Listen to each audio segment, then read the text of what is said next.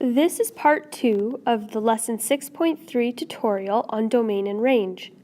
In part 1, we looked at what domain and range are and started to look at how we can write them. In part 2, in this video, we are going to look at the remaining ways to write domain and range and some examples of how we use that. So in the part 1 video, we looked at 4 of the 5 ways that we can write domain and range. The first way was with words, the second way was with a number line, the third way was as a list of numbers, and the fourth way was using set notation, the formal mathematical way to write domain and range. Now let's look at the fifth way, called interval notation. This is a notation that's also fairly common, and we use different types of brackets to indicate the interval and what's happening. You'll notice here that I have a round bracket.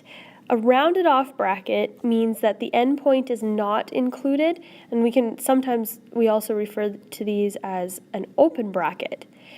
Remember on our number lines, we had an open circle, and that represented when the endpoint was not included. So the open circle and the open or rounded bracket correspond with each other. A square bracket is used when the endpoint is included and corresponds to the closed or shaded in circle that we used on the number lines. So for some examples, if we have a domain of all numbers between 0 and 10 inclusive, how would we write that using interval notation? Inclusive means that the endpoints are included. So we're going to always start with our left or lower number. So because it is included, we're going to use a square bracket, and then we write our lowest or lower number, put a comma, and then we write our higher number or the upper boundary, and then it's included, so we use a square bracket after it. It's almost like a coordinate point, only you're going lower bound, comma, upper bound. Okay, let's look at the next example now. We have a range of all numbers greater than 20 would be written as. So greater than 20 means everything from 20, but not including 20, everything above that. Our lowest number is going to be 20, and because it's not included, we use a open bracket, and then we write that number. It's everything up to but not including 20, and then everything above that forever. So our upper limit or upper number is just going to be infinity, and we always use a rounded bracket with infinity because it's not actually an actual number, it just keeps going forever and ever. So always use an open bracket with infinity. There's another part to this example. What if you had y is greater than or equal to 20 instead of just greater than 20? Well, now it's pretty much the same, except because it can equal 20 and 20 can be included, we use a square bracket on the 20 side and then infinity with a round bracket. So you can mix and match which brackets you're using depending on which endpoint you have. The first bracket is always whether the lower number is included or not, and the second bracket is always whether the upper number is included or not. For example 2, we are going to practice writing domain and range in some of the different notations. For the first graph here in part A, we're going to look at the domain and range and write them as a number line in set notation and using interval notation. So first, for the domain, we need to identify the x values that are included on the graph. So if you imagine this graph being squished down onto that x-axis, then what numbers on the x-axis are all included? So starting with our lower number, we have, and it's included because the endpoint is filled in, it goes down to -6. So -6 is our lowest number. We're going to put a filled in circle on -6 on our number line. Then we go to our upper number, which is joined with the line with the lower number, and it goes up to +3. However, the endpoint is not filled in, so we're just going to draw an open circle at +3. Because the line joins them in between, every point in between those endpoints is included, So you can draw a little bit of a thicker line shade in between those two endpoints. To write the domain in set notation, we start with our curly bracket to open up our notation. Now, domain is the x values, so we write our x variable next, and then we use the bar that means such that, and then we write our inequality that represents the x values. Now, -6 is our lowest x value, so we write -6, and it's included, so we go is less than or equal to x. So our x values are everything bigger than or equal to -6. However, they're less than, the x values are less than +3. Comma, x is an element of the real numbers because there's a line connecting the two endpoints. And then close it off with a curly bracket. Interval notation. We start with our lower number, which is included, so we write a square bracket, and our lower number is -6, comma, the upper number, +3, is not included, so it has a rounded or open bracket beside it, and that's interval notation. All three of these methods show the same information and give us the domain of this graph. Now let's look at the x value or the y values for the range. When we're looking at the range and we want to write it on a number line, we do a similar thing as we did for the domain, but now we're looking at the y-axis. So where on the y-axis is the upper and lower numbers? Okay, so -4 is the lowest y value on the graph. So we can put, and it's not included, so we put a open circle at -4. And then the highest number is +5 for the y values. So we put a closed circle, because it was included, at +5. Because they're joined with a line, we join our endpoints of the line to show all the values in between are included.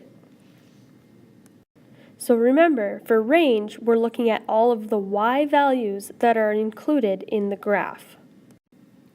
For set notation for the range of this graph, we are going to start with our curly bracket, and then because it's range, we are using the y values from our graph, such that we start with our lowest number of y values, which was -4, and because it wasn't included, we just have that all our y values that are included are greater than -4, but less than or equal to +5, comma, all our y values are an element of the real numbers because all the decimal numbers and everything in between are included, and then we close it off with a curly bracket.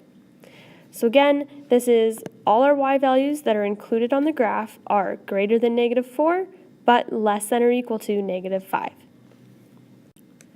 For interval notation for the range, -4 was not included and it's our lowest number, so we write a round bracket and -4 as our lowest number, comma, our highest y value was 5, and then because it is included, we use a square bracket after it. Now let's look at doing the same thing for example B. We have a different graph here. We have a circular graph, and we want to write the domain and range for it.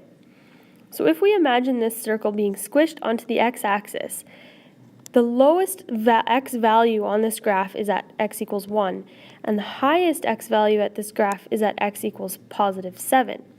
So we're going to draw in closed circles on our number line at +1 and +7 because those are included on the graph, and every x value in between is also included.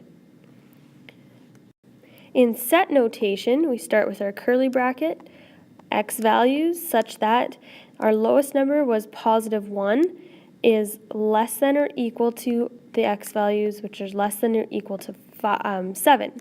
So that means that all of the x values are between 1 and 7, including 1 and 7, comma, x is an element of the real numbers because every x value in between them is included. In interval notation, our lowest number is included, so we use a square bracket. 1 is the lowest number, comma, the highest number included, 7, and also a square bracket because it is also included. For the range on a number line, we look for our lowest y value and our highest y value included. So lowest y value on the graph is at -3, and the highest y value included is at +3. So we're going to draw a closed-in circle at -3 and a closed-in circle at +3 to represent our endpoints. And then every y value in between is included in the graph. There is a graph or a line between them, so we shade it in between. If we look at set notation for the range, we start with our curly bracket, the variable, which is y for the range, such that the lowest number is -3, which is included, so it's less than or equal to the y values that are less than or equal to 3. So all the y values included on the graph are greater than or equal to -3 or less than or equal to +3. Comma, y is an element of the real numbers, close the curly bracket. In interval notation, our lower number -3 is included, so use a square bracket, and our upper number +3 is also included, so use another square bracket. For example 3, to state the domain and range as a list and in set notation, we again need to look at all the values included. There is no range for this graph because there are no y values. We are just going to treat these values on the number line as x values. So to write them as a list, we write a curly bracket, and then we write as a list, we actually list each x value that is included. So on our number line here, we have a dot at -2, and then we use commas to separate our numbers. Then there's a dot at -1, comma, 0, comma, 1, comma, 2, comma, 3. The reason why we write this as a list is because there's no red line or line between those points to include the decimal numbers in between. So -1 and -2 are included in this set of data, but not -1.5 or -1.7. So when we have just discrete data like that, then we can write just the specific numbers that are included. So that changes our set notation just slightly. We start with our curly bracket, x such that, same as we did before. Then, when we're writing our inequality, same as before, we're going to write our lowest number is less than or equal to the x values, which is less than or equal to the upper number, 3. But now, because none of the numbers, decimal numbers are in between, we cannot use that x is an element of the real numbers. This time, all the x values that are included are an element of the integers only, so we put I to represent integers and then close it with a curly bracket. In example 4, we again have discrete data, but this time we have x values and y values that we can use. The data is given to us as the number of beats and the number of claps. So one of those is an x value and one is a y value. They show here in the ordered pairs that the number of beats are like our x values and the number of claps are like our y values. So if we're writing the domain as the total number of beats that are included, we can't write everything in between, so we just write the domain as a list of the number of beats. So we had 1, 5, 9, 13, 17, 21, 25, and 29, curly bracket. And that is the domain of this function. Now the number of claps is the range, so similarly we just list all the numbers included in the range with commas in between. So 1, 2, 3, 4, 5, 6, 7, and 8. That is the domain and range for this discrete data. Now you can go and view part 3 of the video for the word problem example and a summary of the key ideas for domain and range.